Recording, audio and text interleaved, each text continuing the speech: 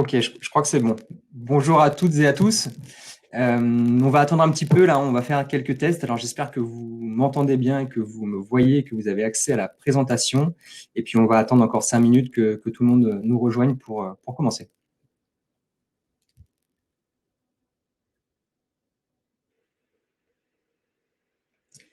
Allez, il est 14h30, on va pouvoir démarrer. Eh bien, bonjour et bienvenue à tous et à tous dans ce webinaire qui traitera des questions de santé au travail et d'hygiène de vie.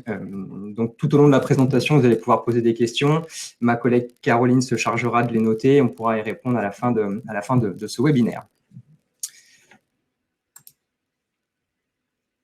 Alors, on va attendre que les diapos passent. Voilà. Donc pour démarrer, on va présenter le cabinet de Previa succinctement. Donc Previa, on est un cabinet de conseil en santé et sécurité au travail qui existe depuis 15 ans. On a une équipe pluridisciplinaire qui est composée à la fois de médecins, d'infirmières, d'experts RH, d'ergonomes et tout un panel de professionnels paramédicaux. Voilà pour cette petite présentation assez succincte. On va plutôt maintenant passer dans le vif du sujet. Alors, il y a un temps de latence, hein, je m'excuse entre le moment où je clique sur la slide et la slide s'affiche. Donc voilà.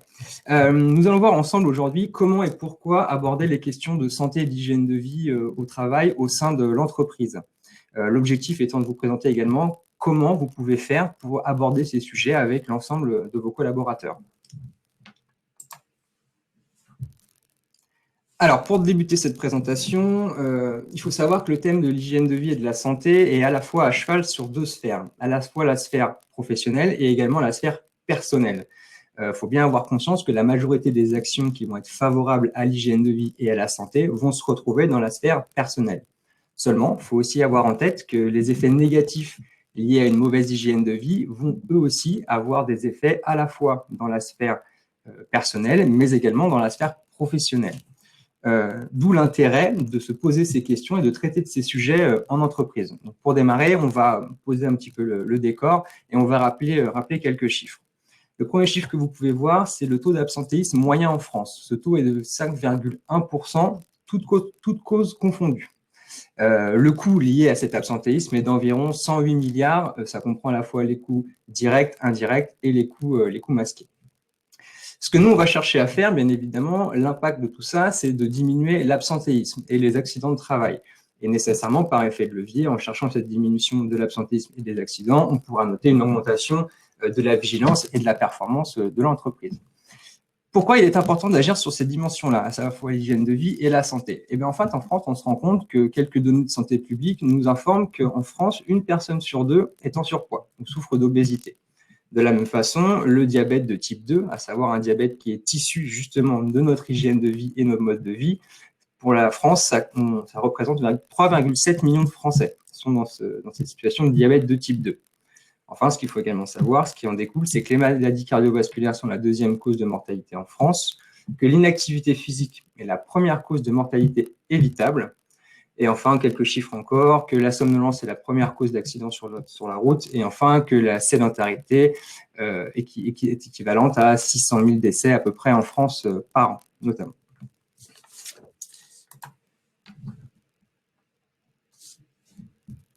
Alors, quelle est notre vision de la santé et de l'hygiène de vie? Ce que nous, on pense, c'est que les salariés et les collaborateurs sont au centre des entreprises et des organisations du travail et que nécessairement, la création de richesse et la performance économique ne peut pas se faire sans une prise en compte de façon durable et pérenne des questions de santé et d'hygiène de vie au travail. Maintenant qu'on a dit ça, il est aussi intéressant de se poser à comment on définit la santé. Qu'est-ce que c'est que la santé? Pour ce faire, nous, on va repartir de la définition de l'OMS. Donc, quelle est-elle?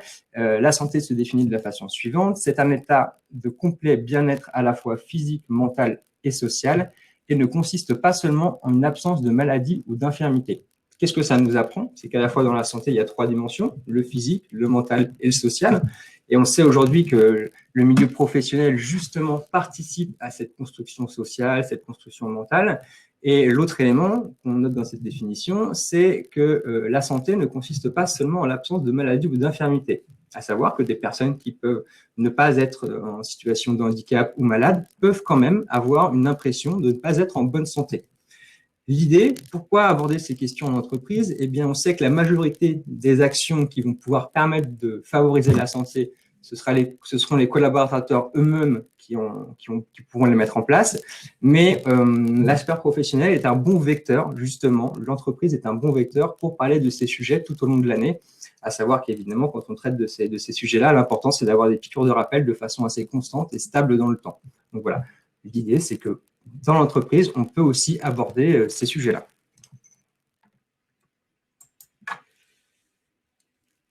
J'attends que la slide passe. Alors nous, pour traiter de la santé et de l'hygiène de vie, on s'est intéressé à 5 piliers fondamentaux qui sont constitutifs d'une bonne santé globale et d'une bonne hygiène de vie. Nous allons retrouver le sommeil, tout ce qui va toucher à l'activité physique, également à la gestion du stress, aux addictions et également à l'alimentation. Ce qui est aussi intéressant de regarder, c'est que tous ces piliers sont interconnectés. La façon dont vous allez dormir aura un impact sur votre capacité à gérer votre stress, sur votre vigilance également, donc votre aptitude à effectuer un travail physique, à vous concentrer sur le long terme. La façon dont vous allez vous alimenter aura également un impact sur le sommeil, sur votre capacité à dormir. L'activité physique, on sait aujourd'hui que c'est aussi un facteur pour apprendre à gérer son stress et que c'est aussi un facteur important pour le bien-être à la fois physique et aussi mental. Et enfin, les addictions, parce que ça, c'est plutôt un élément qui est défavorable pour l'hygiène de vie et la santé. Donc, c'est aussi un sujet qu'on a souhaité traiter. On va revenir après dans le fil de la présentation sur chaque thématique et comment nous, on questionne ces différents piliers.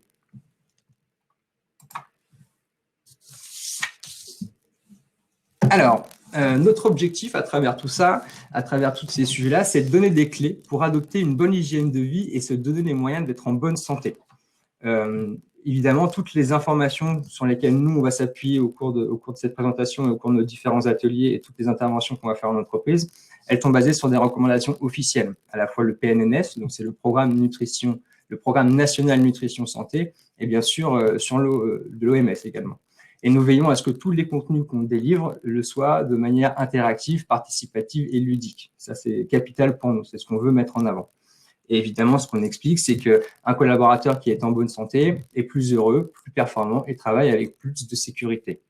L'objectif aussi de notre leitmotiv, c'est de donner envie de prendre soin de sa santé, sans être moralisateur. On sait que c'est souvent des thèmes maintenant qu'on entend dans l'espace public, le bien manger, le bouger, mais ça peut être vite rébarbatif. Nous, ce qu'on souhaitait faire vraiment, c'est aborder ces sujets-là, donner des clés, que les gens puissent s'en emparer et qu'ils puissent eux-mêmes devenir acteurs de leur propre santé, sans pour autant avoir ce rôle de moralisateur. Ce qu'on souhaite aussi, c'est casser des idées reçues, des idées préconçues qu'on peut avoir sur l'ensemble de tous ces sujets. Voilà, l'idée, c'est de donner aussi des bons repères et des clés, à la fois d'être concret, pratico-pratique et pragmatique, évidemment. Donc maintenant, on va revoir vraiment dans chaque pilier qu'est-ce qu'on met à l'intérieur de ces différents piliers.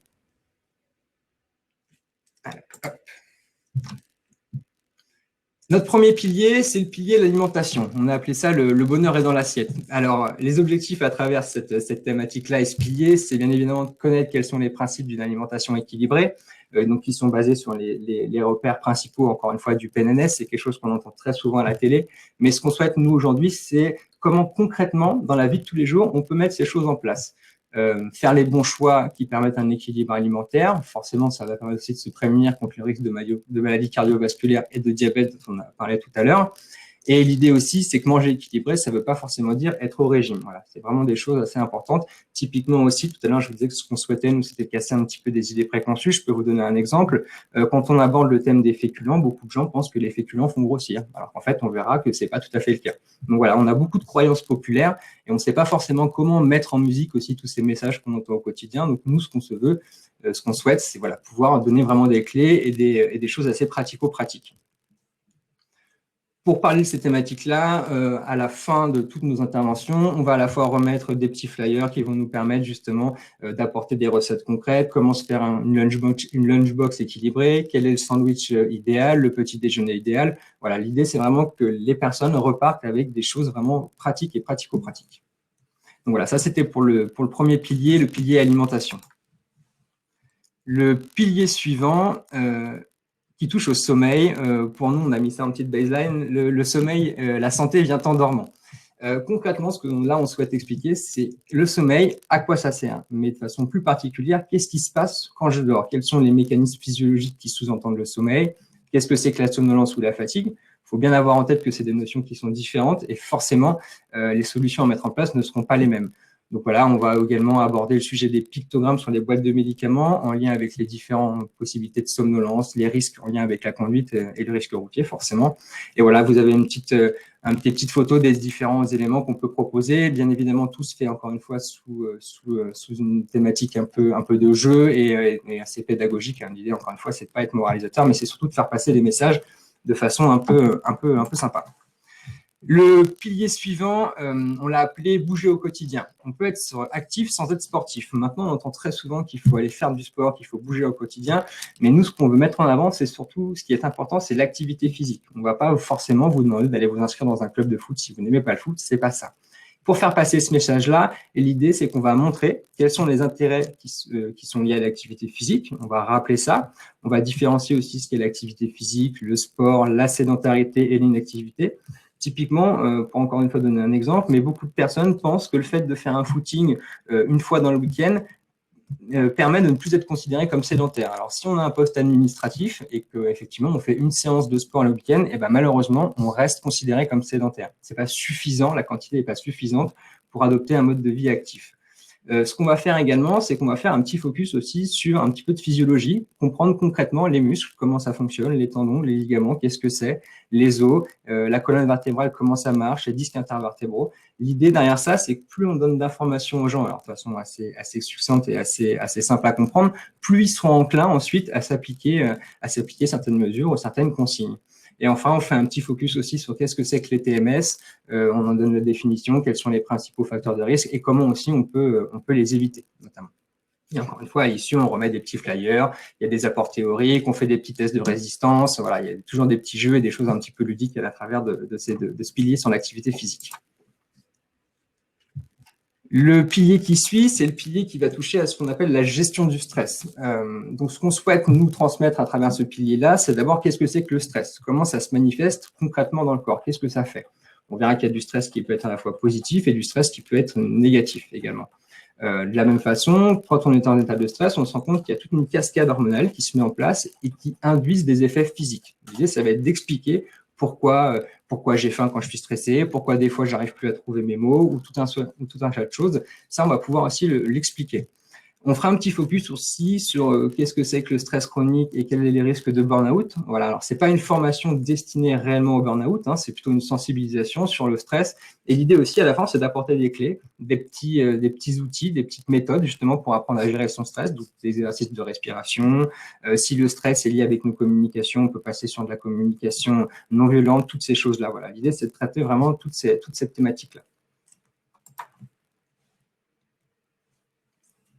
Le pilier suivant, c'est tout ce qui va toucher aux addictions. Donc, dans les piliers précédents, c'était plutôt des piliers qui sont favorables pour l'hygiène de vie et la santé globale. Et là, le pilier addiction, c'est plutôt nos perturbateurs du quotidien. Encore une fois, on peut traiter tout type d'addiction, que ce soit les addictions liées au tabac, à l'alcool, aux différentes substances, cannabis et autres, l'addiction aux médicaments, ou vraiment tout type d'addiction, celle aux écrans aussi. L'idée, c'est de mieux comprendre quels sont les phénomènes liés à l'addiction, de connaître les impacts que ça a à la fois sur sa santé et sur les risques professionnels, de pouvoir évaluer sa consommation, à la fois de tabac, de cannabis ou d'alcool, et enfin de connaître les ressources et les aides au sevrage. Donc pour ce faire, on a pas mal de petits jeux, encore une fois, un jeu avec un parcours alcool, une animation avec le tabac, des tests d'évaluation et des interactions. On pose des questions tout au long sur du vrai-faux, pour remettre un petit peu les choses dans leur contexte. Maintenant que je vous ai présenté tous ces différents piliers, qu'est-ce qu'on met derrière chaque pilier, on va vous présenter comment nous, on peut les aborder en entreprise, qu'est-ce qu'on propose comme modalité justement pour traiter l'ensemble de ces thématiques.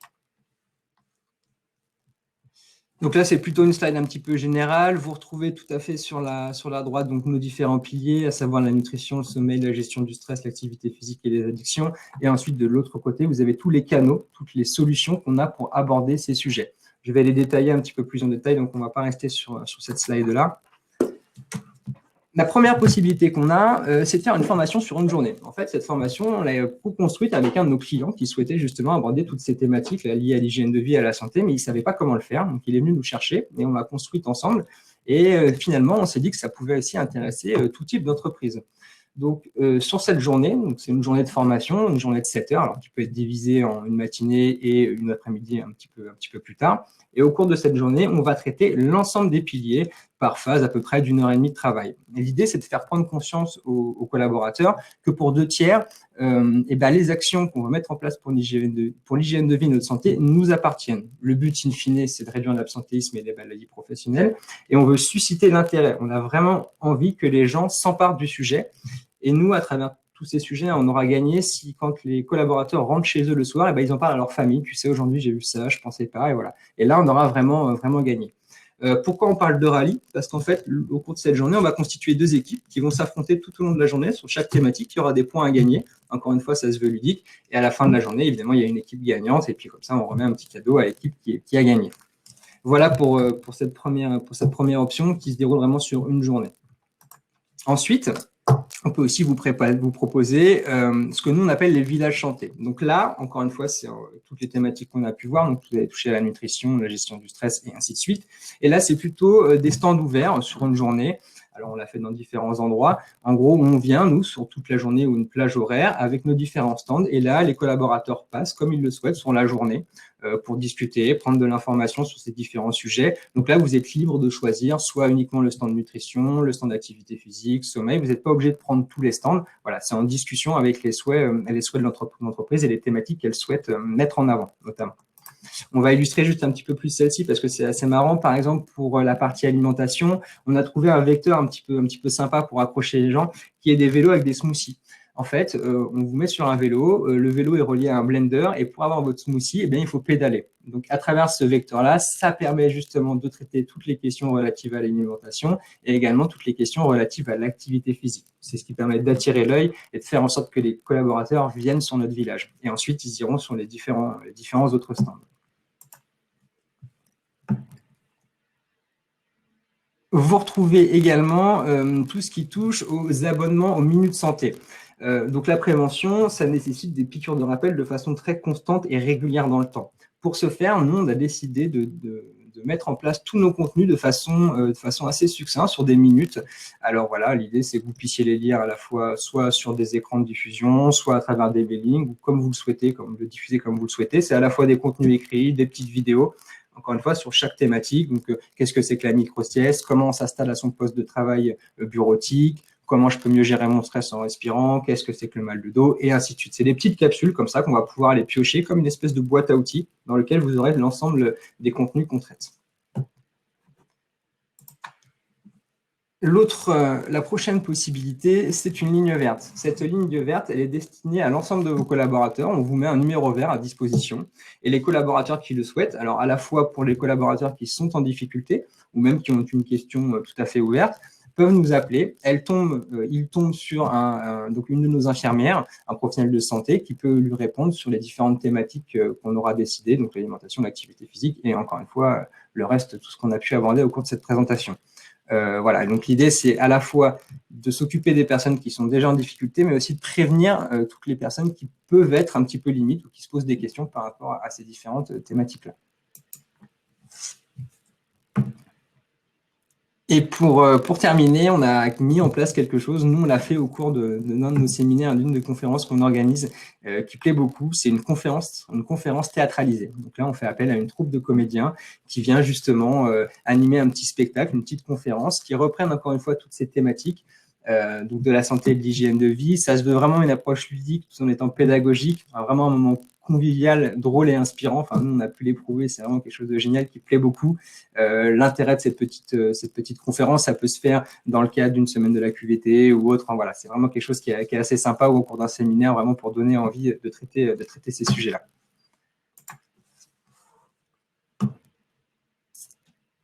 Et voilà, c'est ce qu'on souhaitait donner en conclusion. L'idée, c'est que pour développer une culture de santé, ça se fait tout au long de l'année, comme on le disait tout à l'heure, avec des piqûres de rappel de façon assez constante et durable dans le temps, notamment. Voilà. Et puis, pour terminer, je vous invite à suivre aussi nos prochains webinaires qu'on va pouvoir animer à la fois sur les accords sur le télétravail, favoriser l'égalité entre les hommes et les femmes, l'exemplarité des dirigeants, et puis comment soutenir les collaborateurs à travers la gestion de crise. Voilà, on en a terminé pour cette présentation. Donc maintenant, on va plutôt pouvoir répondre à vos questions. Alors effectivement, on a eu quelques questions. Par exemple, quid de la santé au travail sous l'angle réglementaire? Comment cette offre s'inclut dans l'angle réglementaire dans l'entreprise? Comment elle se positionne et surtout comment elle est accueillie par les entreprises vis-à-vis surtout par exemple de la sphère privée? Oui, c'est ce qu'on nous expliquait tout à l'heure, effectivement, c'est que ces sujets-là sont à la fois sur la frontière personnelle et la frontière privée. C'est ce qu'on disait, on passe quasiment autant de temps dans notre entreprise que dans notre sphère privée, donc l'entreprise peut être un vecteur justement pour aborder ces questions-là. Au niveau de la question de la législation, on ne va pas aborder de problématiques personnelles. Si les collaborateurs souhaitent évoquer un problème personnel, ils peuvent le faire ou ils ne peuvent pas le faire, ils peuvent venir nous voir en aparté s'ils le souhaitent, mais encore une fois, l'idée, c'est pas de rentrer dans des sujets-là, de questionner, c'est vraiment plutôt d'apporter un niveau de sensibilisation, un niveau de connaissance un petit peu plus complémentaire et que les gens puissent s'en emparer tout seuls. Alors évidemment, on va traiter de ces questions-là lorsqu'on aura aussi laissé de côté tous les autres problèmes. Il y a l'absentéisme, il ne faut pas se leurrer. C'est sûr que les premières causes vont peut-être être les conditions de travail, les causes peuvent être liées à l'organisation, au RPS. Donc une fois qu'on aura exclu toutes ces causes-là, va pouvoir se poser la question de l'hygiène de vie et de la santé au travail. Et par rapport au sujet des addictions vraiment plus précisément, est-ce que les collaborateurs vont pas avoir peur d'être jugés par rapport à l'auto-évaluation? Est-ce que c'est vraiment possible? Alors, toutes les modalités sont possibles. On a différents clients qui nous ont demandé de faire un stand plutôt ouvert, donc là plutôt de la sensibilisation, les personnes passent, alors souvent ils passent à plusieurs, ils commencent à rigoler entre collègues, mais en fait on se rend compte que bien souvent quand on rigole, c'est qu'il y a quelque chose derrière. Donc ce qu'on peut faire ensuite, par exemple, c'est de proposer des consultations individuelles, avec encore une fois une de nos infirmières. Donc là on établit des plannings et les gens passent, s'ils le souhaitent, discuter directement de façon personnelle avec elle. Et bien évidemment, nous ensuite on ne communique aucun résultat à l'employeur. C'est vraiment à titre informatif et de sensibilisation. Et c'est quelque chose qui est plutôt bien perçu. On l'a fait chez différents clients. Des fois, les gens se livrent en groupe, ce sont des comportements addictifs qu'ils peuvent avoir, même si leur manager qui est présent dans la salle, c'est assez étonnant d'ailleurs. Et à l'inverse, des fois, les personnes sont un peu plus freinées et attendent justement d'être en aparté pour aborder ces questions-là. Et est-ce que vous utilisez des applications ou des formats numériques? Oui, tout à fait. Alors, de par effectivement la crise qu'on vient de subir, on a dû s'adapter et on a numérisé pas mal de nos contenus. Pour tout vous dire, en fait, on devait animer une journée au cours de la semaine de la QVT chez un de nos clients en présentiel. Finalement, on a dû changer de modalité, donc on a constitué des petites vidéos. C'est ce que je vous expliquais tout à l'heure, des petites capsules dans lesquelles on va pouvoir venir piocher comme une boîte à outils sur les différentes thématiques, des choses qui soient assez ludiques et toujours comme nous, on souhaite traiter ces thématiques. Donc, oui, effectivement, on s'est digitalisé pour traiter tous ces sujets-là. Et au niveau des profils de vos clients, est-ce que c'est plus des ETI, des PME? Tout type d'entreprise. On a à la fois des grands comptes, des grands groupes, des grandes sociétés, mais aussi des TPE, des PME. Pour tout vous dire, nous aussi, on travaille avec potentiellement une mutuelle qui, justement, souhaitait proposer à ses adhérents toutes ces questions de santé. Ils n'avaient pas les compétences en interne, donc nous, on est passé par eux. Et là, effectivement, on a intervenu dans des toutes petites structures, des PME, des TPE. Donc, on peut aborder ces sujets dans tout type de secteur, à la fois de secteur d'activité et d'entreprise. Ok. Et qui est-ce qui prend l'initiative de vous mandater dans ces cas-là, dans les entreprises? Alors, ça peut être les personnes qui s'occupent de la santé. Donc, on peut passer par les infirmiers de santé au travail, les infirmières, les préventeurs, mais aussi les services RH peuvent s'occuper de ces questions-là. Donc, voilà, c'est les différentes entrées. Et en général, c'est plutôt les entreprises qui viennent nous solliciter et on construit vraiment avec eux de façon spécifique leurs souhaits. L'idée, c'est peut-être qu'une entreprise préférera aborder plutôt l'activité physique, de laisser un peu de côté les addictions. Donc, on peut vraiment le faire à la carte. L'idée, c'est que ça se construise vraiment dans un échange avec l'entreprise et avec ses souhaits. Ok. Moi, c'est toutes les questions que j'ai notées. Oui. Est-ce qu'on peut regarder dans le chat peut-être s'il y avait les dernières questions vers la fin? Alors, je vois une dernière question. Oui, vous pourrez avoir accès ensuite à la présentation. Effectivement, on pourra vous la transmettre. Et bien évidemment, aussi, si vous souhaitez qu'on rééchange et qu'on approfondisse certains sujets, il ne faut pas hésiter à nous contacter. On se fera un plaisir de vous répondre, notamment. Je vois une autre question. Faites-vous le lien avec les services de santé au travail? Si oui, quel partage? Alors, honnêtement, pour l'instant, nous, dans le cadre des interventions qu'on a faites, on n'a pas eu de lien. Après, effectivement, si c'est un souhait de l'entreprise, on peut se rapprocher des services de santé au travail. L'idée, c'est qu'on travaille de façon quand même assez conjointe sur ces thématiques-là. Donc, c'est bien qu'on puisse s'appuyer sur eux s'ils le souhaitent et de venir avec nous. On peut être accompagné d'un médecin, d'une infirmière de santé au travail. On a, par exemple, réalisé des tests aussi sur l'audition. Voilà, c'est des choses qu'on peut mettre en place typiquement.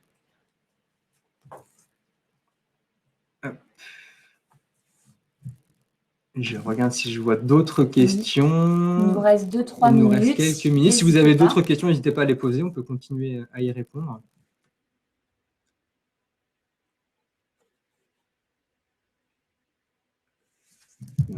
pas tel point, non. Okay. Bon, bah, écoutez, j'espère que cette présentation vous aura plu. Donc, comme je vous le disais, n'hésitez pas à venir nous contacter si vous souhaitez plus de précision. Et je vois une dernière question. Effectivement, oui, on intervient sur toute la France. Nous, notre cabinet, le siège social est basé à Nantes. On a une antenne à Paris. On intervient sur tout le territoire. Il n'y a pas de problème. Très bien. Et ben, je vous dis encore un grand merci. Et puis, j'espère que ça vous aura plu, que ça vous aura donné envie de traiter ces questions-là et que ça vous aura donné quelques clés sur la meilleure façon de le faire. Voilà. Et puis, ben, on reste en contact. N'hésitez pas à nous contacter si besoin.